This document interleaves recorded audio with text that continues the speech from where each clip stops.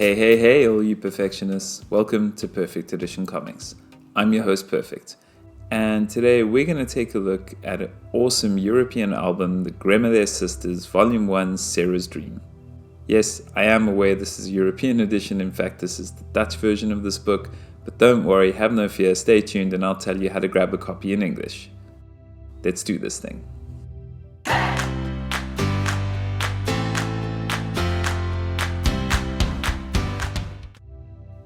Kick this off with, of course, this stunning cover by Barbucci, the artist. Flip it over to the back, and there's a bit of a synopsis here, and then another stunning little picture in the back, which matches the black cover. I kind of like the way it pops there. Let's open this beautiful album up. So, as I said, the art is by Alessandro Barbucci, and the script or writing is done by Giovanni. Gregorio. Sorry, I think I murdered that Italian name.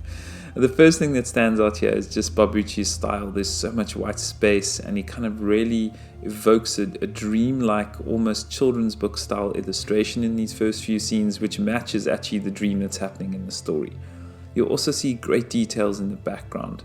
So Barbucci is talking about the history of this family, and so you'll see things like an Atari, some 80s cassette tapes, which kind of take you back into the time period of this dream. Just great details in the backgrounds. You'll also find little references in the background on posters and toys in the room to Miyazaki and Studio Ghibli. So you might also pick up on things like Pikachu here and Totoro and all these kind of toys. This homage to Ghibli is not a surprise, as you'll also see in the backgrounds that there's a very kind of fantasy Disney kind of styling that Barbucci brings to his illustration. And the reason I say it's not a surprise is that Barbucci was actually classically trained as a Disney artist when he was younger. So let me talk a little bit about the story. Being sisters is never easy, but when you're as different as Sarah, Cass, and Lucy, it's even harder.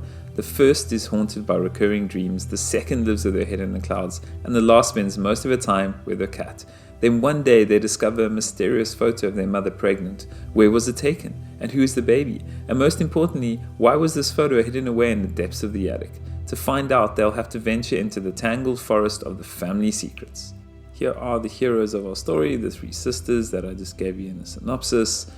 So Lucy, the cat-mad sister's character design has a strong touch of Max from Where the Wild Things Are, especially just in the poses and the styling that Barbucci does her in.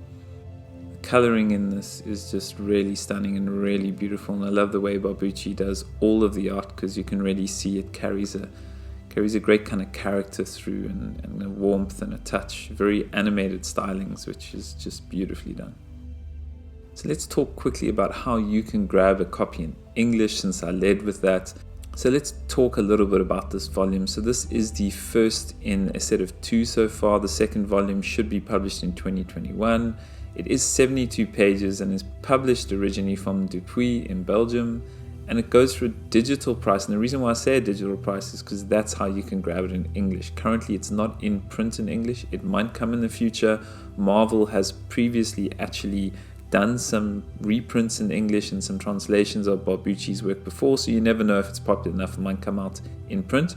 For now, you can grab it from Comixology for kind of around $6 or €5, depending on where you are in the world. And this is brought to you by Europe Comics, who actually does very timely translations that get you almost kind of a week or a month after it's published and originally in French or whatever European language it's published in. So if you're someone who really wants to read this, I would just say grab it on Comixology, take a look. There'll be some sample pages you can get into it. It is a stunning, wholesome, feel-good story that I thoroughly enjoyed. So it's definitely a pickup from my side.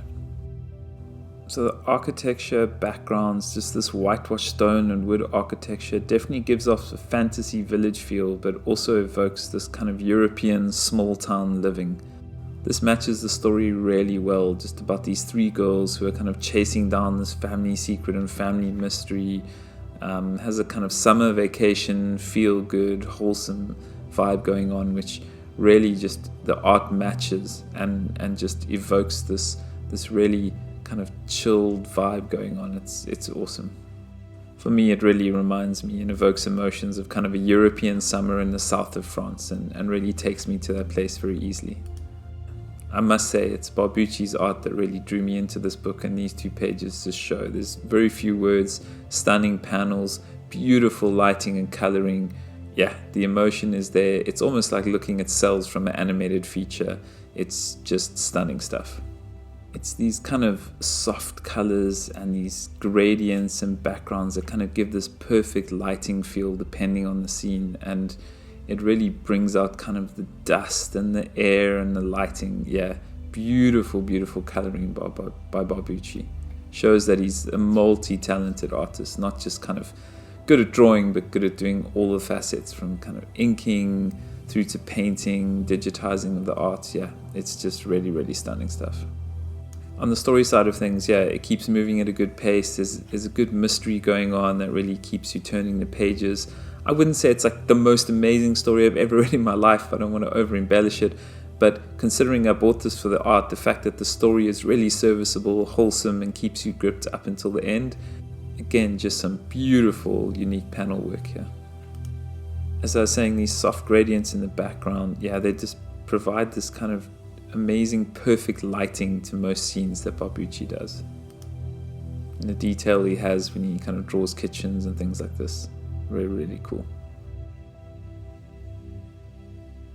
There are no extras in this book, but I don't want to page all the way through the end and spoil anything. But yeah, it's a great read. I loved it. The art is just stunning and beautiful. As I said, that's one of the main reasons I bought it. Again, with the lighting here.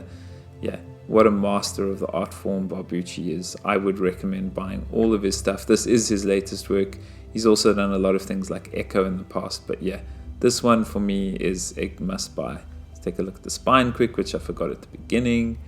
So if you're into something that's a homage to Ghibli and Disney and has a fantasy kind of element to it, stunning art, wholesome feel-good story, then I would definitely recommend picking this up. If you can speak foreign languages and you are available to get the European printed editions, I'd say grab it, no doubt, for the art alone. And if you do want to grab it in English, remember to grab it on Comixology and give it a read and support some European comics that perhaps you don't read every day. And remember, stay perfect. See ya!